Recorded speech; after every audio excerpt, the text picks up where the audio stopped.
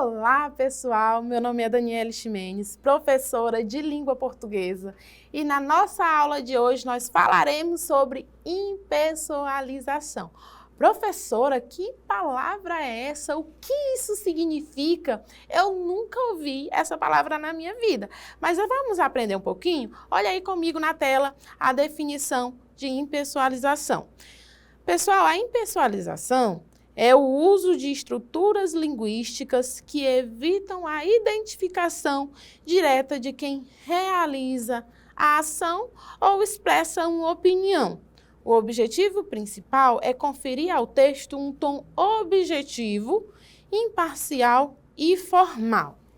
O que isso significa dizer? O que seria a impessoalidade? Imagina só que você está se debruçando sobre determinado tema, você está escrevendo, redigindo ali um texto dissertativo argumentativo, um artigo de opinião, em que você deve expressar a sua opinião pessoal enquanto cidadão. O que acontece? Normalmente, nessa estrutura textual, nessa tipologia textual, nesse gênero textual, exige-se o uso da linguagem totalmente formal e impessoal. Significa dizer que eu tenho que dar a minha opinião sem dizer que sou eu que estou dando a minha opinião.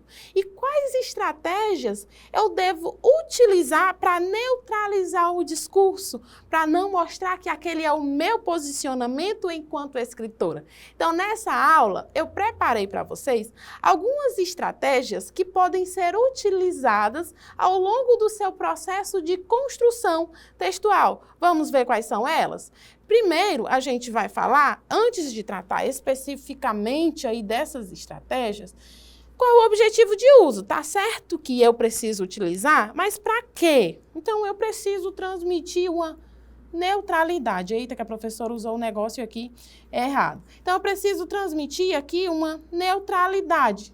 Quer dizer, eu não posso mostrar ali que sou eu exatamente quem estou me posicionando ali, que aquele é o meu ponto de vista. Portanto, eu tenho que dar uma autoridade ao meu texto produzido.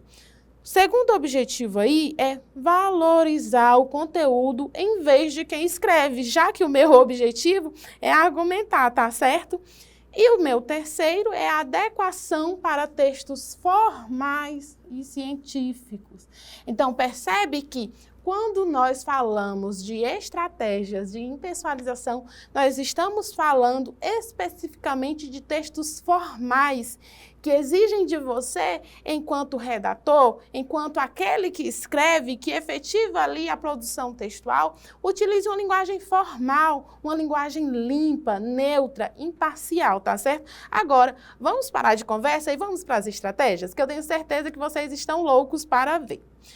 A primeira estratégia, pessoal, é o uso da terceira pessoa. Se nós estamos falando de impessoalização, significa dizer que eu poderia escrever o meu texto na primeira pessoa.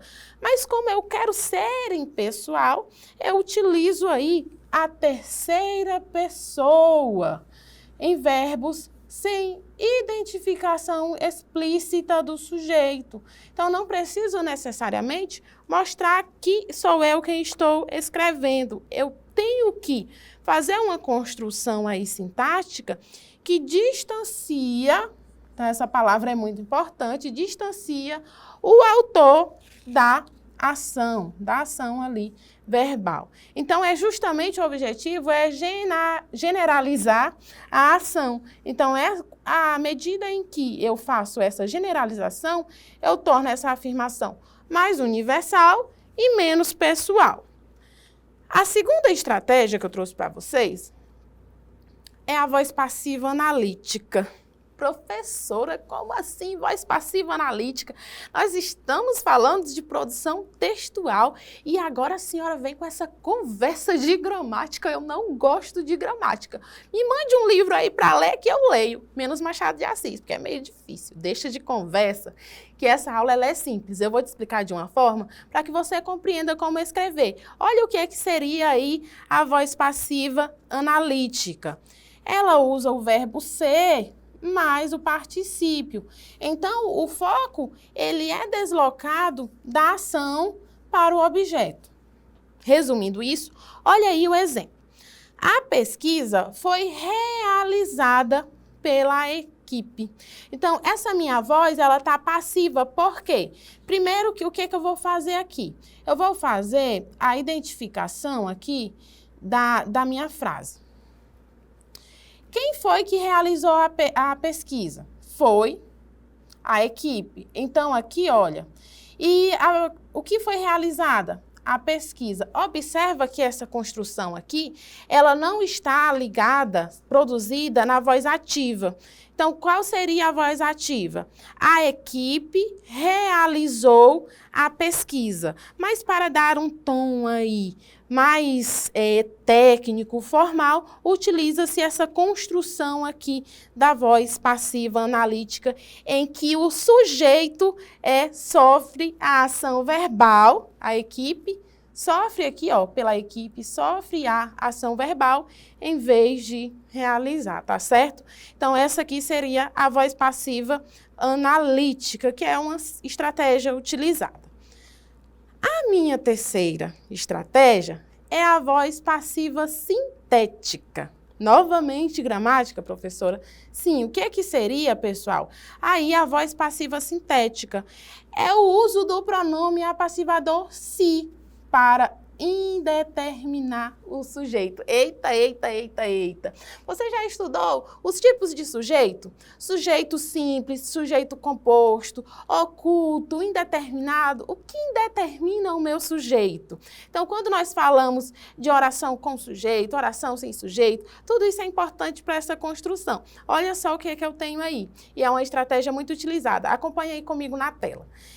Essa ação aí de indeterminação do sujeito, ela é expressa pelo verbo, é praticada de forma generalizada, ou seja, vendem-se carros. Observa aqui que essa partícula aqui, se, ela deixa o meu sujeito mais afastado, eu tenho uma indeterminação. Eu sei que carros estão sendo vendidos, mas por quem? Eu não digo quem está vendendo aí o meu carro. A mesma coisa acontece aqui, ó, em alugam-se casas. Então, quando eu escrevo assim, lá na minha construção, eu estou produzindo, acredita-se que tal acontecimento seja real. Então, quando eu digo, eu acredito que tal acontecimento foi real, eu tenho uma aproximação ali do meu sujeito. Eu identifico que eu, enquanto escritora, tenho aquele posicionamento. Quando eu escrevo, acredita-se, eu tenho esse afastamento, tá certo? Então, essa é uma das estratégias mais utilizadas. Vamos ver as outras? Acompanhe aí comigo na tela. Verbos impessoais não possuem sujeito definido. Então, a quarta estratégia são os verbos impessoais, quer dizer, aquelas sem sujeito. As famosas orações sem sujeitos, tá?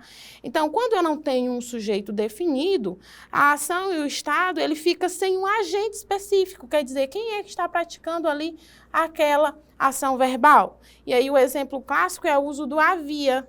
Havia muita gente na festa.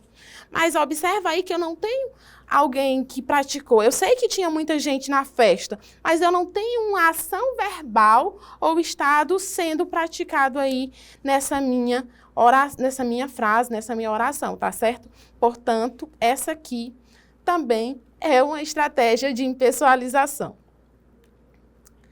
Já a minha quinta estratégia, pessoal, é sobre expressões impessoais no tom reflexivo.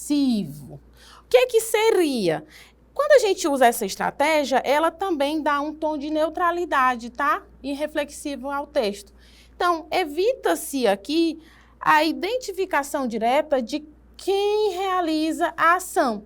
Ó, por exemplo, é possível que haja atrasos. Então, observa aqui que eu não sei exatamente quem foi que praticou a ação. É possível que haja atrasos.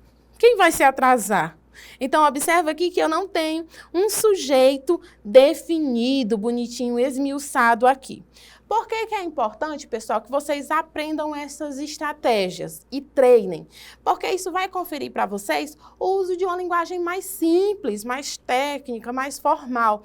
E isso é extremamente requisitado nas produções textuais de vocês, tá certo? E aí eu trouxe para vocês a objetividade, que é o pessoal versus impessoal. As frases pessoais, elas revelam uma opinião direta. Já a impessoal, ela foca em si, não no fato, mas na sua opinião, e faz com que essa sua produção tenha mais credibilidade. Então, observa aí esse exemplo que aparece para vocês. Eu acho importante votar. Então, observa aqui que eu tenho a identificação do meu sujeito, eu tenho o uso aqui do acho. Na minha época, dizia-se que não podia se usar o achismo, viu? Sem achismo, pessoal, sem achismo não existe. Ou você sabe ou você não sabe. Ou você acredita ou você não acredita. Portanto, evite o achismo.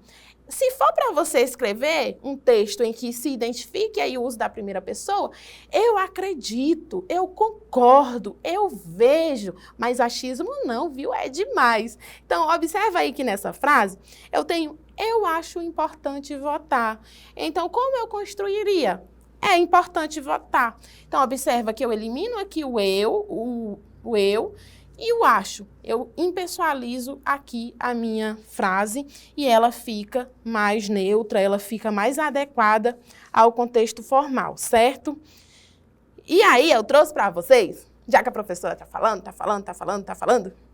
a professora trouxe uma atividade aí para vocês. E eu quero que você agora, olhe aí essa atividade que vai aparecer na tela para vocês e façam a leitura. E eu quero que vocês façam um exercício, levando em consideração ao local em que vocês estão assistindo a essa aula, tirem uma foto direitinho e tentem realizar ela em casa, tá? Mas aí eu vou fazer a construção com vocês para ajudar nesse processo, tá certo? Então vamos fazer a leitura. Diz assim, faça adaptações nas frases, apagando as marcas de pessoalidade, de maneira que se tornem adequadas no que diz respeito a esta característica da linguagem ao texto dissertativo. Então, eu tenho que identificar aqui quais são as marcas de pessoalidade que aparecem. Vamos fazer a leitura? Diz assim. Na minha opinião, a prática de trote constitui mais uma vertente da banalização a que estamos submetidos em nossa sociedade. Quais são as marcas pessoais? Aqui na minha opinião, identifica claramente o autor, né, a opinião do autor, e o estamos aqui que identifica o uso da terceira pessoa, da primeira pessoa do plural, tá certo? Portanto, quando eu vou fazer uma construção, é adequado que eu escreva pelo menos na terceira pessoa e não faça essa identificação. Então, vou escrever aqui para vocês como ficaria aqui essa minha frase no texto dissertativo, tá certo? Então, eu escreveria aqui. A prática, vou só fazer a troca aqui da cor rapidinho com vocês. Eu gosto mais do azul para essa construção aqui, tá? Eu tiraria aqui na minha opinião, escreveria o seguinte. A prática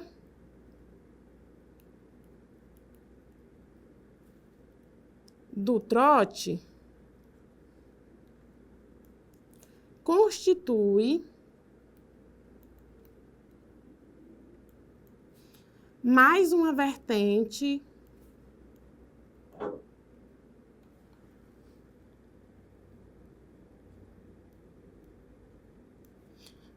da banalização.